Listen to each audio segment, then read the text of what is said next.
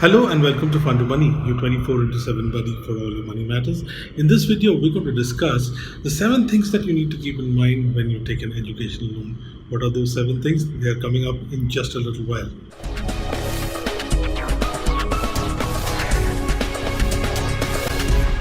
Welcome back. Welcome to Fund to Money, your 24 into 7 buddy for all your money matters.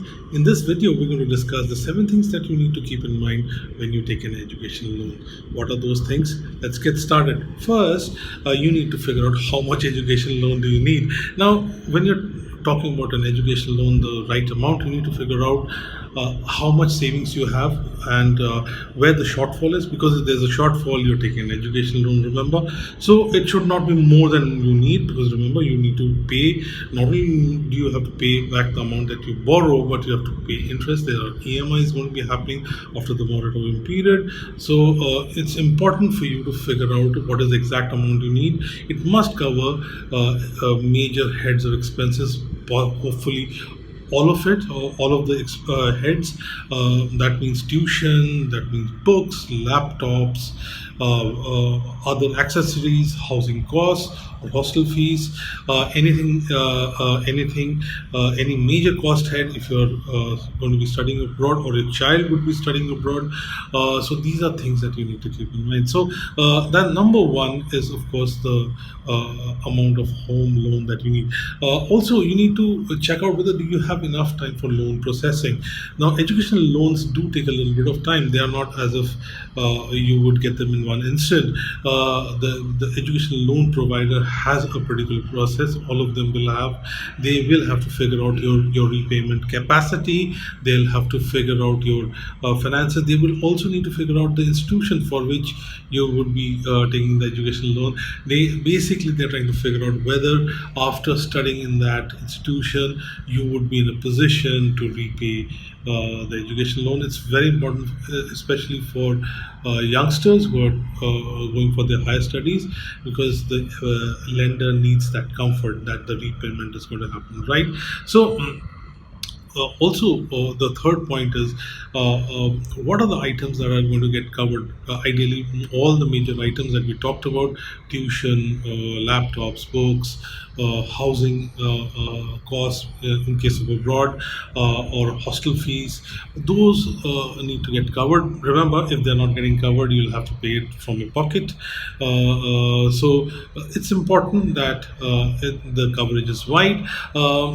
Apart from that, the other thing that you need to check out is basically the collateral requirements.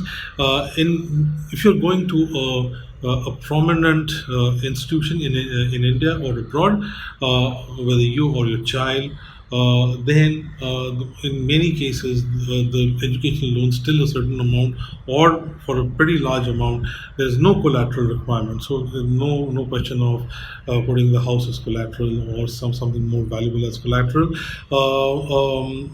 Those things are not there. But if it is not a place which is giving comfort to the lender, they might ask for a collateral requirement. You need to find out whether you need to put in a collateral requirement and whether you're comfortable. Remember, once you put it as a collateral, you will not be able to take loan against it for any other purpose, right? So apart from that, an equally important factor is co-borrower to enhance the amount of educational loan eligibility, or the amount that you're eligible for in terms of educational loan. You might be asked to bring in a co-borrower. You're typically asked to bring in a co-borrower. So in case of married couples, it's the spouse. In case of young adults, it is the parents. So what is that requirement, co-borrower requirement? You need to keep that in mind. Then the important factor is also whether you have all the documents ready or not. The educational loan process would need all the documents ready. The more incomplete the set of documents is, more time it's going to take for the educational loan processing to happen. And sometimes if you've started late, it could make a lot of impact on the whole outcome. Now, lastly, there's this whole thing about educational loan, what we can call it pre-approval at Fund Money. Basically, the loan, if whether there's a facility for the loan getting sanctioned before you're zeroed on the university. Now, this becomes important, especially for educational institutions abroad, because you need to have a good idea of the budget that's you have at hand. So these are the seven important things that we thought are important for you to keep in mind when you're looking at an educational loan. Are there others that we missed out? Why don't you put them in the comment section? If there are other topics that you would like us to cover, put them in the comment section. Follow us on leading social media networks. Subscribe to our channel, and you'll be updated on the latest videos. Check out our other playlists and other videos, including that of education and other loans. And wait for our next video. Till the next video, take very good care of yourself, and goodbye.